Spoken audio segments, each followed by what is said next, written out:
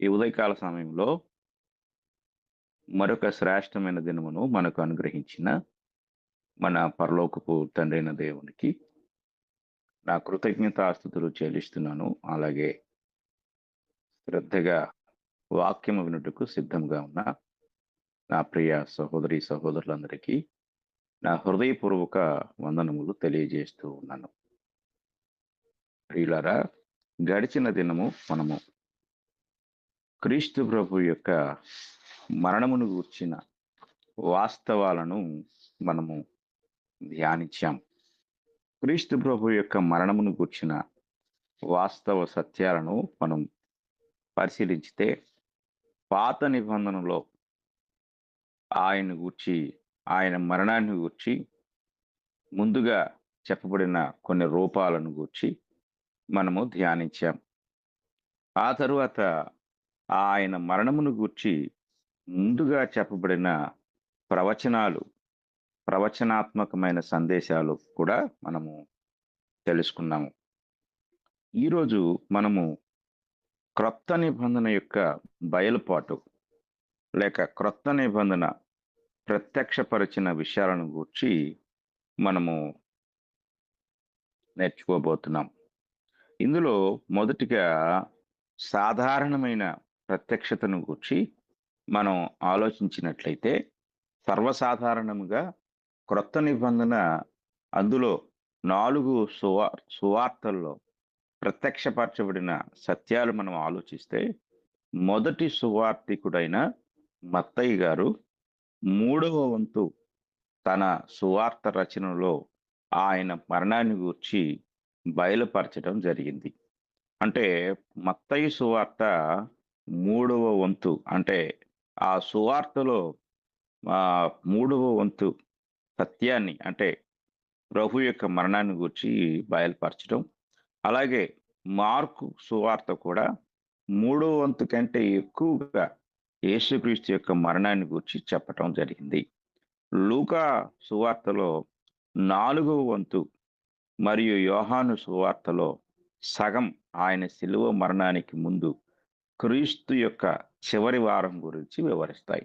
అంటే ఆయన చివరి వారంలో, ఆఖరి వారం ఏ విధంగా ఆయన మరణాన్ని మరణాన్ని పొందబోతున్నాడో అనే సత్యాలు మనము ఈ 4 సువార్తల యొక్క బయలుపాటులో మనం చూడగలం.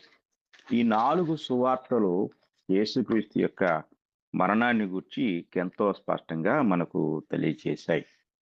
ఇక మనము వివరణాత్మకంగా ఈ యొక్క సత్యాన్ని గూర్చి ఆలోచించినట్లయితే, క్రీస్తు ప్రభు యొక్క మరణము అనేది మనం ఈ క్రొత్త నిబంధనలో పరిశీలన చేసినప్పుడు, మొదటిగా ఆయన మరణాన్ని గూర్చి మనం ఆలోచించినట్లయితే, యేసుక్రీస్తు వారి యొక్క మరణము గూర్చి అనేక వచనాలు మనకు బైబిల్ గ్రంథంలో చెప్పబడ్డాయి. చెప్పబడిన వాటిని మనం పరిశీలించినట్లయితే, అందులో ప్రాముఖ్యంగా మనము ఒక వచనాన్ని పరిశీలన చేద్దాము. మొట్టమొదటిగా రోమీయులకు రాసిన పత్రిక 5వ అధ్యాయం, రోమీయులకు రాసిన పత్రిక 5వ అధ్యాయము 10వ వచనాన్ని మనం చదువుకుందాం. రోమీయులకు రాసిన పత్రిక 5వ అధ్యాయం 10వ వచనం చూడండి. ఈ 10వ వచనాన్ని చూస్తే, ఏలయనగా శత్రువులమై ఉండగా ఆయన కుమారుని మరణము ద్వారా మనము దేవునితో సమాధానపరచబడిన ఎడల సమాధానపరచబడిన వారమై ఆయన జీవించుట చేత మరి నిశ్చయముగా రక్షింపబడుదుము. ఈ వచనాన్ని మనం ఆలోచన చేసినప్పుడు, యేసుక్రీస్తు వారి యొక్క మరణం ద్వారా మనము దేవునితో సమాధానపరచబడుతూ ఉన్నాము. అంటే మనము దేవునికి మనకు మధ్య శత్రువు స్వభావం ఏర్పడింది. ఆయనకు మనకు మధ్య ఏర్పడిన శత్రుత్వాన్ని తొలగించుటకు క్రీస్తు ప్రభువారు మరణించారు. ఎలయనగా శత్రువులమై ఉండగా అంటాడు ఈ మొదటి లైన్‌లో. కనుక దేవునికి, మానవునికి మధ్య ఏర్పడిన ఈ శత్రుత్వాన్ని తొలగించటానికి క్రీస్తు ప్రభు యొక్క మరణము అవసరమైనట్లుగా మనం చూడగలం. అలాగే హెబ్రీయులకు రాసిన పత్రిక మనం చదువుకున్నట్లయితే హెబ్రీయులకు రాసిన పత్రిక 2వ అధ్యాయం 9వ వచనం మనకిలా చెప్తుంది.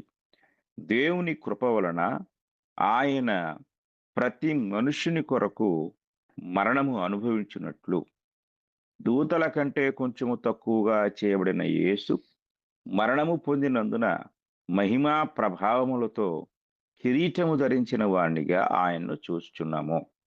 కనుక ఇక్కడ యేసుక్రీస్తు వారు ప్రతి మనుషుని కొరకు మరణము అనుభవించాలి అనేది దేవుని యొక్క చిత్తమై ఉన్నది. కనుక యేసుక్రీస్తు వారి యొక్క మరణాన్ని గూర్చి మనం ఆలోచించితే ఆయన అందరి కొరకు మరణించాలి. 14వ వచనం కూడా చూద్దాం. హెబ్రీ పత్రికలోనే 14వ వచనాన్ని కూడా చూస్తే, కాబట్టి ఆ పిల్లలు రక్త మాంసములు కలవారైనందున ఆ ప్రకారమే మరణము యొక్క బలము గలవారని, అనగా అపవాదిని మరణము ద్వారా నశింపచేయుటకును జీవిత కాలమంతయు మరణ భయము చేత దాస్యమునకు లోబడిన వారిని విడిపించుటకును ఆయన కూడా రక్త మాంసములలో పాలివాడాయను. కనుక ఈ 9 అలాగే 14 వచనాలు మనం పరిశీలించినప్పుడు యేసుక్రీస్తు వారి యొక్క మరణానికి సంబంధించిన కారణాలను దేవుని వాక్యము ఎంతో స్పష్టంగా మనకు తెలియజేస్తుంది. అలాగే మరొక వచనాన్ని కూడా చూద్దాం. ప్రకటన గ్రంథము 5వ అధ్యాయము 6 నుండి మనం చదువుకుందాం. 6వ వచనం నుండి. 6వ వచనం నుంచి మనం చూస్తే, మరియు సింహాసనమునకును ఆ 4 జీవులకును పెద్దలకును మధ్యను వధింపబడినట్లు నిన్న గొర్రెపిల్ల నిలిచిండుట చూచితిని. ఆ గొర్రెపిల్లకు 7 కొమ్ములను 7 కన్నులను ఉండెను. ఆ కన్నులు భూమి అందంతటికి పంపబడిన దేవుని 7 ఆత్మలు. ఆయన వచ్చి సింహాసనమందు ఆసీనుడయుండు వాని కుడి చేతిలో నుండి ఆ గ్రంథమును తీసుకొనెను. ఆయన దాన్ని తీసుకున్నప్పుడు ఆ 4 జీవులను వీణలను ధూపద్రవ్యములతో నిండిన సువర్ణ పాత్రలను పట్టుకొని ఉన్న ఆ 24 పెద్దలను ఆ గొర్రెపిల్ల ఎదుట సాగిలపడిరి. ఆ పాత్రలు పరిశుద్ధుల ప్రార్థనలు. ఆ పెద్దలు, నీవు ఆ గ్రంథమును తీసుకొని దాని ముద్రలను విప్పుటకు యోగ్యుడవు, నీవు వధింపబడిన వాడవై నీ రక్తమిచ్చి ప్రతి వంశములోను ఆయా భాషలు మాట్లాడు వారిలోను ప్రతి ప్రజలోను ప్రతి జనములోను దేవుని కొరకు మనుషులను కొని మా దేవునికి వారిని ఒక రాజ్యముగాను యాజకులను గాను చేసితివి గనుక వారు భూలోకమందు ఏలుదురని కొత్త పాట పాడుదురు. కనుక ఇక్కడ మనం జాగ్రత్తగా పరిశీలించినట్లయితే 12వ వచనం కూడా చూద్దాం. వారు వధింపబడిన గొర్రెపిల్ల శక్తియు ఐశ్వర్యమును జ్ఞానమును బలమును ఘనతయు మహిమయు స్తోత్రమును పొందనర్హుడని గొప్ప స్వరముతో చెప్పుచుండిరి. కనుక యేసుక్రీస్తు వారి యొక్క దైవత్వము అలాగే ఏకకాలంలో మానవత్వము రెండిటి ప్రదర్శన ఇక్కడ జరుగుతుంది. దైవత్వాన్ని బట్టి వారు ఆయన ఆయనకు ఘనత మహిమ స్తోత్రము పొందనర్హుడు అని చెప్పుచూ ఉన్నారు. అలాగే ఆయన గొర్రెపిల్ల అనగా లోక పాపములు మోసుకొని గొర్రెపిల్లగా అనగా మానవ రూపములో ఉన్నవాడిగా లేక శరీరాన్ని ధరించిన వానిగా సర్వలోక మానవుల యొక్క పాప ప్రక్షాళన జరిగించుటకు పాప విమోచన జరిగించుటకు ఆయన రక్తము చిందించి మరణించవలసిన వాడుగా ఏర్పరచబడిన వాడని ఈ యొక్క వాక్య భాగాలు మనకు తెలియజేస్తూ ఉన్నాయి. కనుక యేసుక్రీస్తు వారి యొక్క మరణము ఏమి జరిగించింది అనేది మనం ఆలోచించితే యేసుక్రీస్తు వారి యొక్క మరణంలో ఇన్ని కార్యాలు జరిగించబడ్డాయి. ఇక మనము యేసుక్రీస్తు వారి మరణాన్ని గురించి మరొక విషయం, రెండవ విషయాన్ని మనం చదువుకుందాం. రెండవది ఏమిటంటే ఆయన శిలువ. ఆయన శిలువను గురించి మనం ఆలోచించినప్పుడు ఆహ్, కొరింథీయులకు రాసిన మొదటి పత్రిక, మొదటి అధ్యాయము 23వ వచనం మనం చదువుకున్నట్లయితే, అక్కడ మనకు ఈ విషయం తెలియచేయబడుతుంది. కొరింథీయులకు రాసిన మొదటి పత్రిక, మొదటి అధ్యాయము 23వ వచనాన్ని మనం చదువుకుందాం. అయితే మేము సిలువ వేయబడిన క్రీస్తును ప్రకటించుచున్నాము. సిలువ అనేది మానవాళి యొక్క రక్షణార్థమైన ప్రకటనగా మారిపోయింది. అంటే సిలువ అనేది 2 కొయ్యలకు లేక 2 చెక్కలకు సంబంధించింది కాదు. ఈరోజు చాలామంది సిలువ పైన జరిగిన ఆ యొక్క మరణ కార్యము, లేక బలియాగము, లేక అర్పణ పక్కన పెట్టేసి, కేవలము సిలువను మాత్రమే అంటే, సిలువ రూపాన్ని మాత్రమే తీసుకున్నారు. సిలువ రూపము చెక్కలతోనూ, అలాగే రకరకాల లోహాలతోనూ మనుషులు తయారు చేయించి, సిలువ పైన జరిగిన కార్యాన్ని, సిలువపై మరణించిన వ్యక్తిని, సిలువపై జరిగిన దేవుని యొక్క అనాది సంకల్పము యొక్క నెరవేర్పుని పూర్తిగా పక్కన పెట్టేసి, ఆ సిలువను మాత్రమే తీసుకున్నారు. సిలువ ఒక సింబల్‌గా, అంటే ఒక మతానికి సింబల్‌గా, సిలువ ఒక ఆహ్, వ్యక్తి యొక్క గుర్తింపుకు సింబల్‌గా, అంటే వీరు క్రైస్తవులు అని వ్యక్తిగతంగా గుర్తించబడటానికి ఈ సిలువ ఒక క్రైస్తవ మతానికి సింబల్ అని మత సంబంధమైన సింబాలిక్‌గా క్రైస్తవులుగా గుర్తించబడటానికి ఒక సింబాలిక్‌గా మనుషులు తీసుకున్నారు కానీ, ఆ సిలువ పైన ఏం జరిగింది అనే విషయాన్ని వారు మర్చిపోయారు. నేటి కాలంలో ఉన్నవారు. అయితే ఇక్కడ అపోస్తలులు ఏం చేశారు అంటే, సిలువ వేయబడిన క్రీస్తును ప్రకటించుచున్నాము. సిలువ మాత్రమే కాదు, అక్కడ వారి ప్రకటన ఏంటి అంటే, క్రీస్తును ప్రకటించడం.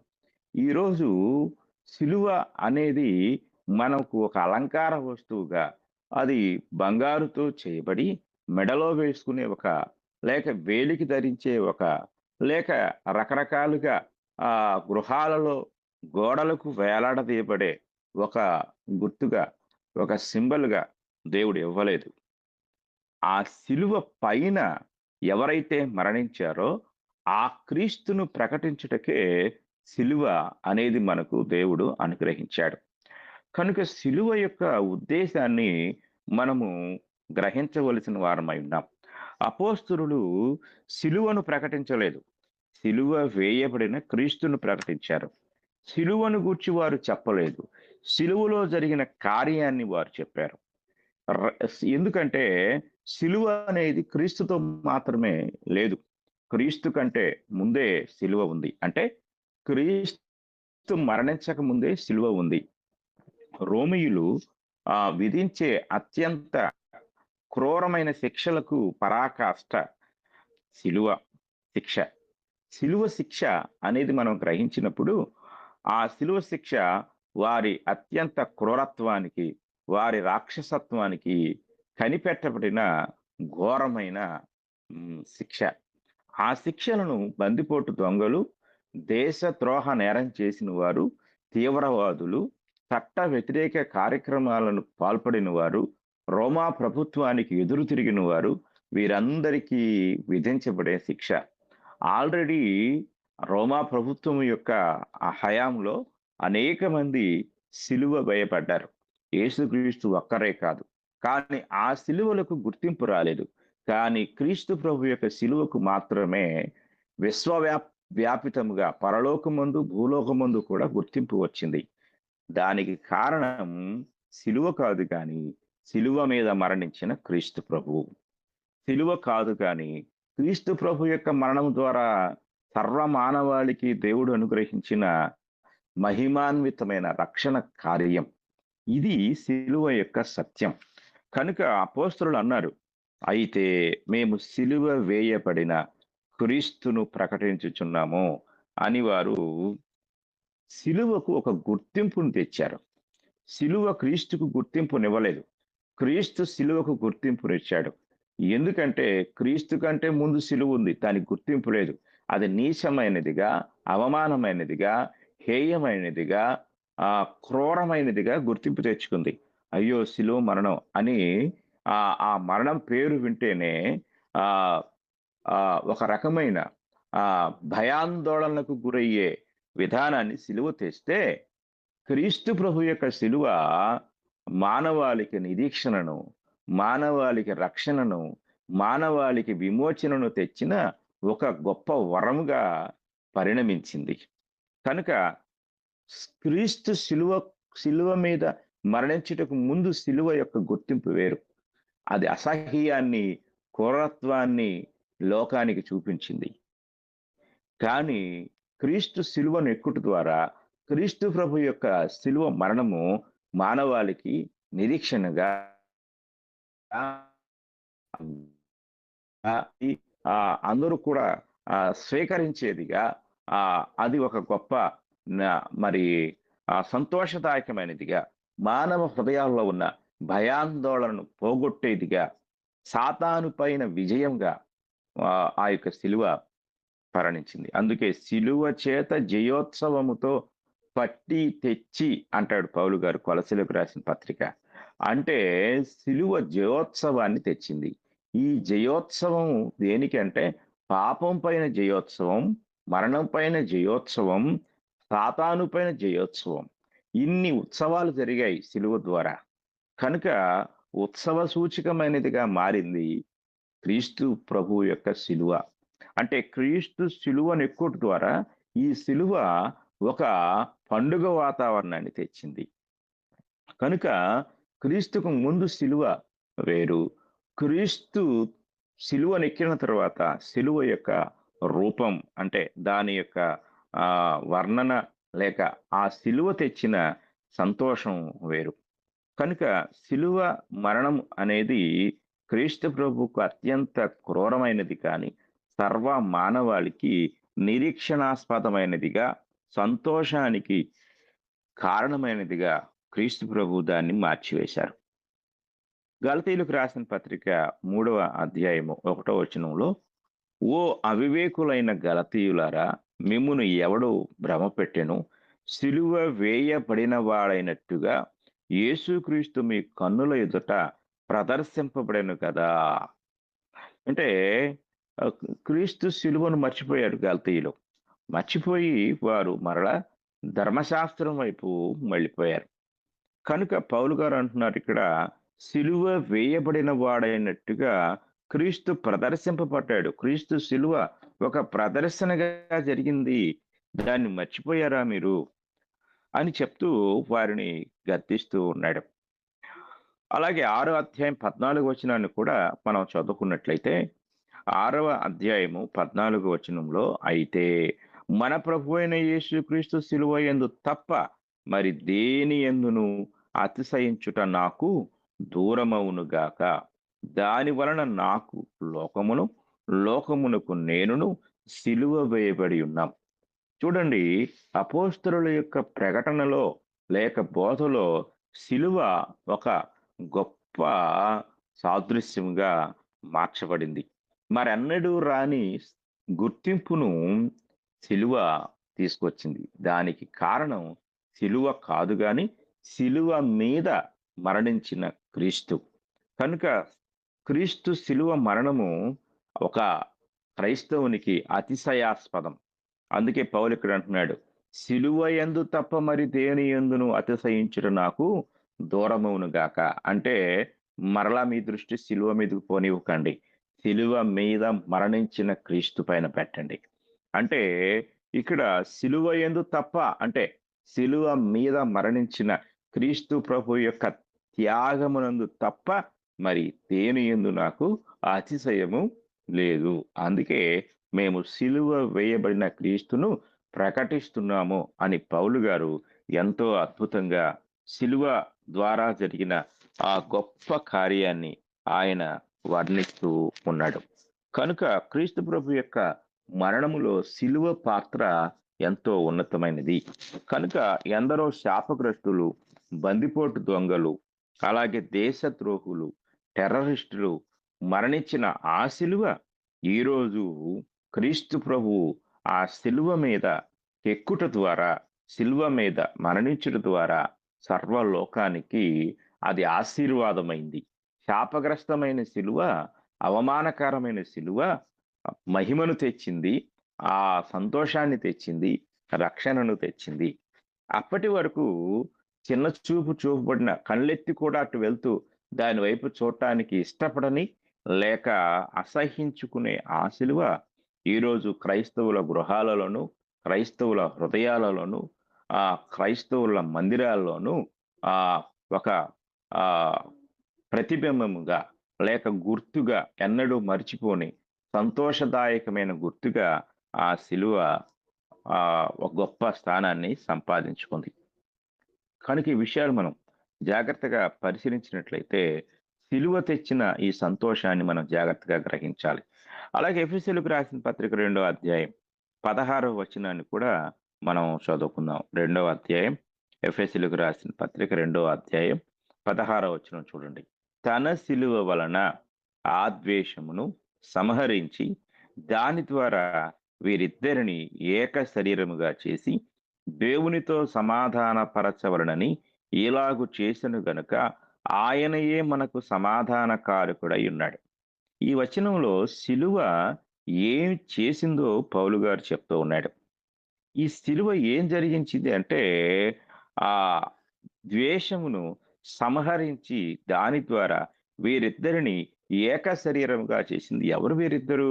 అసలు ఎవరిని గూర్చి ఈ యొక్క సిలువను గూర్చి సిలువ చేసిన కార్యాన్ని గూర్చి పౌలు గారు మాట్లాడుతున్నారు అంటే, కొంచెం మనకు ముందుకు వెళ్ళినట్లయితే చక్కని వివరణ మనకు కనపడుతుంది. మనము ఎఫెసీ పత్రిక 2వ అధ్యాయము 11వ వచనం నుండి మనం చదువుకుంటే, 2 జాతుల గురించి, ఇద్దరు వ్యక్తుల గురించి ఆహ్, ఇక్కడ పౌలు గారు మాట్లాడుతున్నాడు. ఎవరు ఈ 2 జాతులు? కాబట్టి మునుపు శరీర విషయంలో అనుజనులయ్యుండి, శరీరమందు చేతితో చేయబడిన సున్నతి గలవారు అనబడిన వారి చేత సున్నతి లేని వారనబడిన మీరు, ఆ కాలమందు ఇశ్రాయేలుతో సహపౌరులు కాక పరదేశులను, వాగ్దాన నిబంధనలు లేని పరజనులను, నిరీక్షణ లేనివారును, లోకమందు దేవుడు లేనివారునయ్యుండి, క్రీస్తుకు దూరస్తులైంటిరని మీరు జ్ఞాపకం చేసుకున్నది. అయినను మునుపు దూరస్తులైన మీరు ఇప్పుడు క్రీస్తు యేసునందు క్రీస్తు రక్తం వలన సమీపస్తులై ఉన్నారు. ఆయన మన సమాధానమయుండి మీకును మాకును ఉండిన ద్వేషమును, అనగా విధిరూపకమైన ఆజ్ఞలు గల ధర్మశాస్త్రమును తన శరీరముందు కొట్టివేయుట చేత మధ్య గోడను పడగొట్టి మన ఉభయులను ఏకము చేసెను. ఇట్లు సంధి చేయుచు ఈ ఇద్దరిని తన యందు ఒక్క నూతన పురుషునిగా సృష్టించి, తన శిలువ వలన ఆ ద్వేషమును సంహరించి, దాని ద్వారా వీరిద్దరిని ఏక శరీరముగా చేసి దేవునితో సమాధాన పరచవలని ఇలాగు చేసెను. ఏం చేసింది సిలువ? లేక సిలువ ద్వారా ఏం జరిగింది? అనేది మనం జాగ్రత్తగా పరిశీలన చేసినట్లయితే, శరీర విషయంలో అన్యులుగా ఉన్న అంటే ఒకవైపు యూదులు, మరొక వైపు అన్యులు. వీరిద్దరూ కూడా ధర్మశాస్త్ర కాలము నుండి బద్ధ శత్రువులుగా ఉన్నారు. వారు శత్రువులుగా ఉండటానికి కారణం ఏంటంటే ధర్మశాస్త్రమే. ధర్మశాస్త్రము వీరిద్దరిని వేరు చేసింది. ధర్మశాస్త్రంలో ఉన్న ఆజ్ఞలు 2 రకాల ప్రజలుగా వారిని విభజించింది.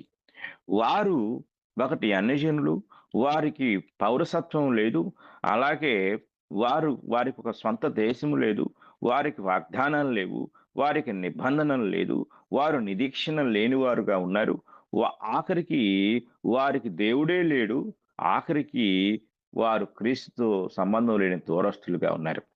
ఇన్ని కారణాల చేత ఉన్న వీరిని ఆహ్, క్రీస్తు యొక్క రక్తము వలన, క్రీస్తు ప్రభు యొక్క శిలువ త్యాగం వలన ఆయన వారికి, వీరికి మధ్య ఒక అడ్డుగోడగా ఉండి, వారిని 2 జాతులుగా విడగొట్టి, ఒకరి మధ్య ఒకరికి సంబంధం లేకుండా చేసిన ధర్మశాస్త్రం అనే గోడను కూల్చటం ద్వారా, ఇప్పుడు వారిద్దరికి మధ్య ఉన్న ఆ భేదాలు పోయాయి. ఇప్పుడు క్రీస్తు ప్రభువు తన శిలువ ద్వారా ఆ శిలువ బలియాగము ద్వారా ఆయన వారిని ఐక్యపరిచాడు. ఏక శరీరంగా చేశాడు. అటు యూదుడు లేడు, ఇటు అన్యుడు లేడు. వీరిద్దరిని కూడా ఒక కొత్త నూతన పురుషునిగా, ఒక కొత్త మానవునిగా ఆయన సృష్టించాడు. ఈ ఈ క్రొత్త మానవుడు, ఈ క్రొత్త పురుషుడు ఎవరు అంటే, తన యందు ఒక్క నూతన పురుషునిగా సృష్టించాడు. ఎవరు ఈ ఒక్క నూతన పురుషుడు అంటే క్రైస్తవుడు. అటు యూదుడిని లేకుండా చేశాడు. ఇటు అన్యుడిని లేకుండా చేశాడు. వీరిద్దరిని మాయం చేసి వారిద్దరిని ఒక కొత్త పురుషునిగా ఆయన అవతరింపచేశాడు. సృష్టించాడు. ఆ సృష్టే క్రైస్తవుడు. క్రీస్తు ప్రభు యొక్క సంఘం అనే దేవాలయంలోనికి వారిని ప్రవేశపెట్టి, ఆ పాత దేవాలయంతో సంబంధం ఎవరికీ లేకుండా చేసి, వారిని ఒక నూతన పురుషునిగా సృష్టి ఆయన దేవునితో సమాధానపరిచాడు. కనుక క్రీస్తు మన సమాధానమునకు కారకుడై ఉన్నాడు. ఆ సమాధాన కారణాన్ని లేక సమాధాన స్థితిని ఈ 2 జాతుల వారికి అనుగ్రహించింది ఏమిటంటే, క్రీస్తు ప్రభు యొక్క శిలువ. క్రీస్తు ప్రభు యొక్క శిలువ మరణము ద్వారా ఈ గొప్ప కార్యాన్ని దేవుడు జరిగించినట్లుగా మనం చూస్తున్నాం. కనుక శిలువ అంటే క్రీస్తు ప్రభు యొక్క మరణములో శిలువ యొక్క పాత్ర అత్యంత అద్భుతమైనది. ఆ యొక్క అత్యంత అద్భుతమైన శిలువ కార్యము ద్వారా దేవుడు ఆయన చేసిన గొప్ప సమాధానం మనకిక్కడ కనపడుతుంది. ఇక కొలస్సీ పత్రిక మొదటి అధ్యాయం 20వ వచనాన్ని కూడా మనం చదువుకున్నట్లయితే, ఆయన శిలువ రక్తము చేత సంధి చేసి, ఆయన ద్వారా సమస్తమును, అవి భూలోకమందున్నవైనను, పరలోకమందున్నవైనను వాటినన్నిటినీ ఆయన ద్వారా తనతో సమాధానపరచుకొనవలననియు తండ్రి అభీష్టమాయెను. ఇక్కడ దేవుని యొక్క అనాది సంకల్పంలో తండ్రి అయిన దేవుడు కుమారుడైన యేసుక్రీస్తు వారి యొక్క శిలువ రక్తము చేత సర్వ మానవాళికి సంధి చేస్తూ ఉన్నాడు. ఆయన ద్వారా సమస్తమును, అవి భూలోకమందున్నవైనను, పరలోకమందున్నవైనను వాటినన్నిటినీ ఆయన ద్వారా తనతో సమాధానపరచుకొనవలెనని తండ్రి అభీష్టమాయెను.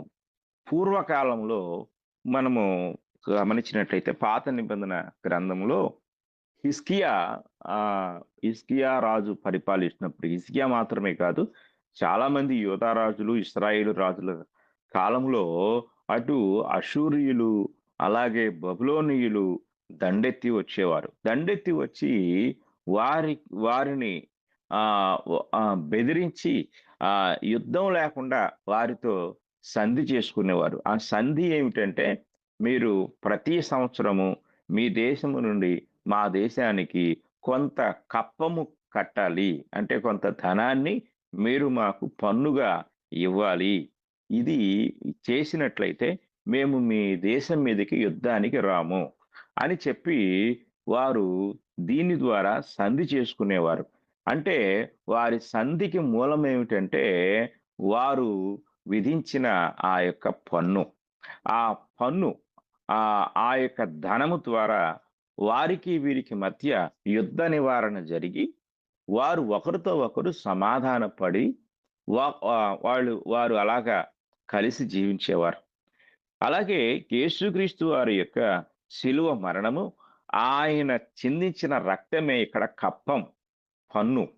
ఆ పన్ను ద్వారా మన మీద దేవునికున్న ఉగ్రత, శత్రుత్వము ఇదంతా కూడా సంధి చేయబడి, ఆ పాపము ద్వారా మనకు దేవుడు విధించబోయే నిత్య శిక్ష నివారించబడి, మనలను దేవుడు తనతో సమాధానపరుచుకుంటున్నాడు. అలా సమాధానపరిచేవారు ఎవరంటే, క్రీస్తు శిలువ యొక్క మరణం, క్రీస్తు శిలువ మీద చిందించబడిన రక్తం. ఈ 2 కూడా సర్వ మానవాళిని దేవునితో సమాధానపరుస్తూ ఉన్నాయి. సిలువలో జరిగిన మహా అద్భుతాలివి. కనుక సిలువలో మరణం మాత్రమే. ఈరోజు మనం ఈస్టర్ పండుగ రోజు ఏం చేస్తామంటే, సిలువ సిలువను అలంకరించటము, సిలువ పైన చనిపోయిన క్రీస్తు యొక్క మరణాన్ని బట్టి దుఃఖించటము, అలాగే ఇంకా కొన్ని దురాచారాలు కూడా ఉన్నాయి. వాటిని మనం పక్కన పెడితే, అసలు సిలువ మీద దేవుడు ఏం జరిగించాడు? సిలువ ద్వారా మానవాళికి వచ్చిన లాభాలేమిటి? సిలువ ద్వారా దేవుడు ఏ ఏ ఉద్దేశాన్ని కలిగున్నాడు? ఇదంతా మనం మర్చిపోయాం. ఇదంతా మనకు అనవసరమైన విషయంగా భావించి, కేవలము సిలువ మీద జరిగిన ఆ హింస, ఆ మరణం అదొక్కటే దృష్టిలో పెట్టుకుంటున్నాం. కనుక దేవుని యొక్క దృష్టిలో అవి లేవసలు. దేవుని యొక్క దృష్టిలో సిలువ మరణం కాదు. సిలువ మరణం ద్వారా కలిగిన ఫలితం.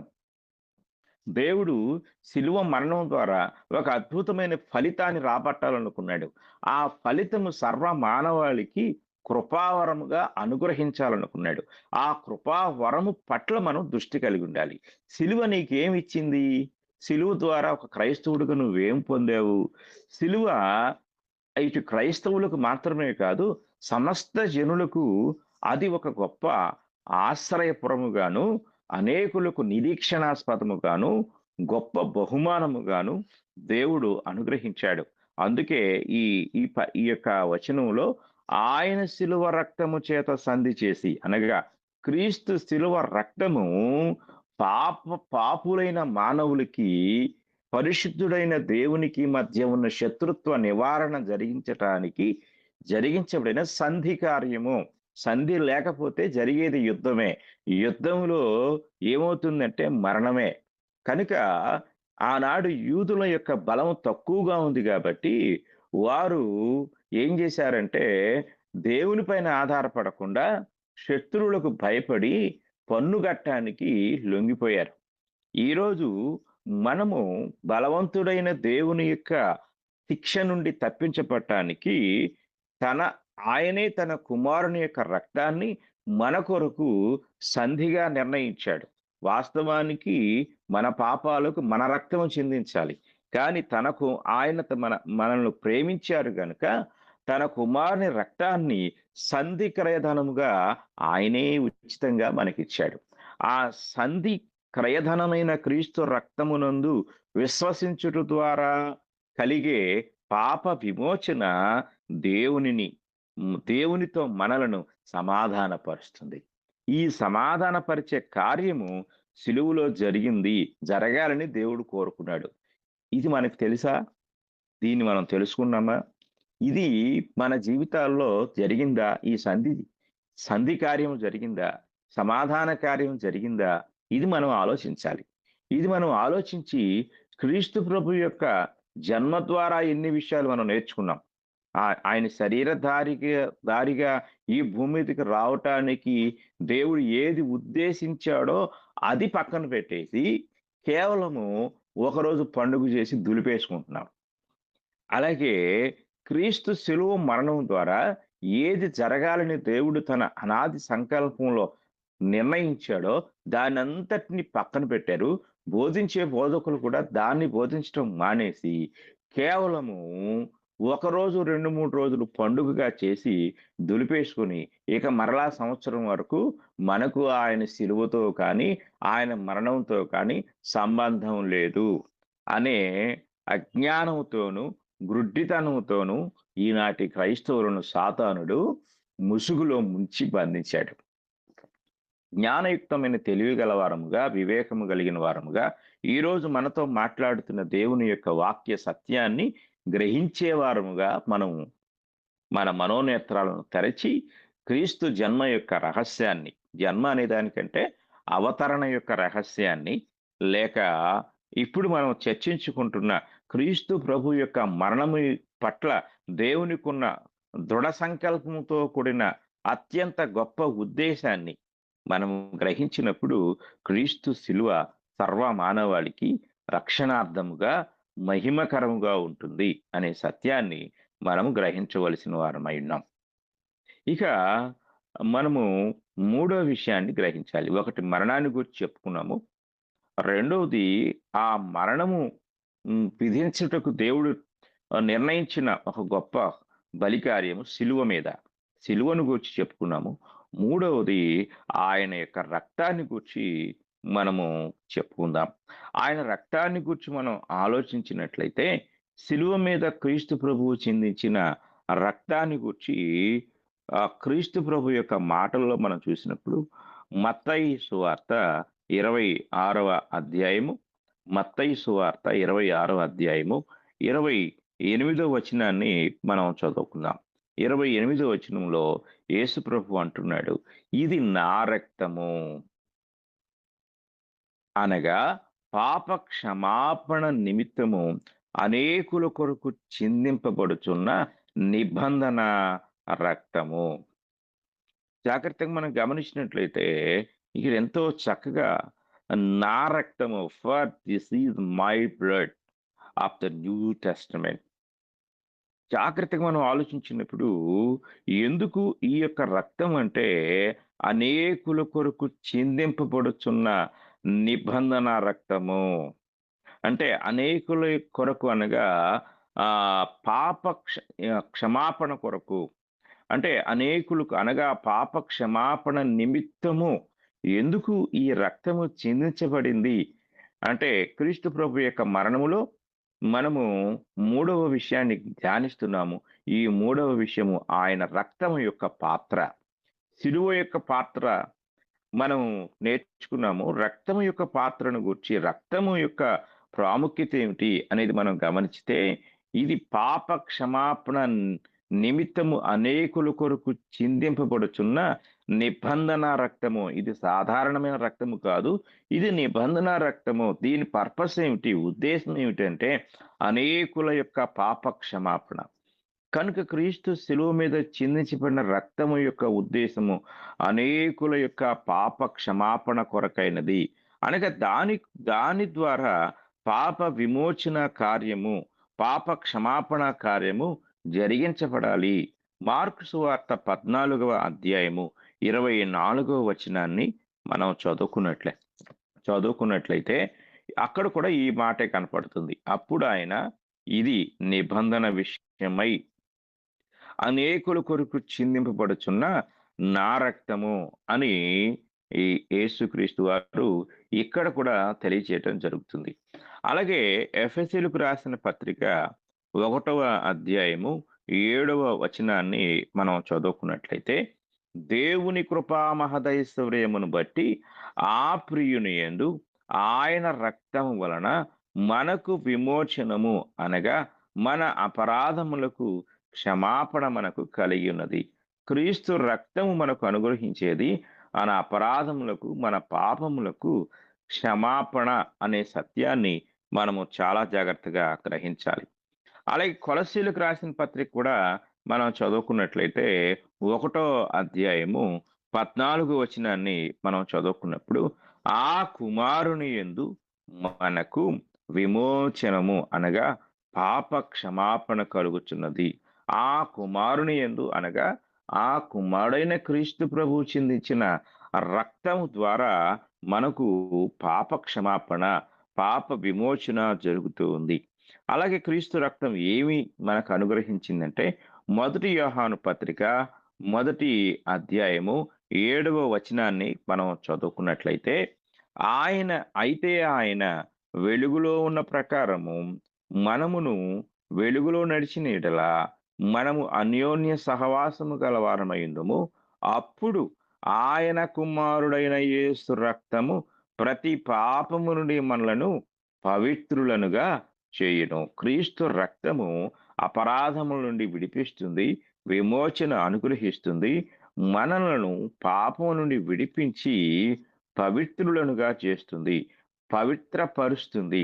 అంటే పాత నిబంధనలో ఏ విధముగా ఆ యొక్క గొర్రెపిల్ల యొక్క రక్తము అపరాధము నుండి విడిపిస్తుందో అంత మాత్రమే కాదు గాని, మనలను శాశ్వత ఆహ్, శాశ్వతమైన పరిశుద్ధులనుగా చేసే ఒక గొప్ప కార్యము క్రీస్తు శిలువ రక్తము ద్వారా మాత్రమే జరుగుతుంది.